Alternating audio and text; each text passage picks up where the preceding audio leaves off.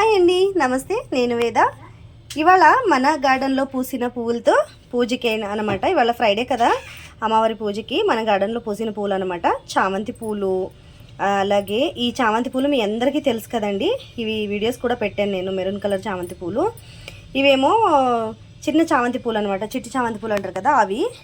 ఇవిగోండి బిళ్ళగన్నేరు పూలు. ఇంకా పోతే మనకి గులాబీ పూలు ఈసారి కొంచెం మొక్క రీపోటింగ్ చేయాలండి.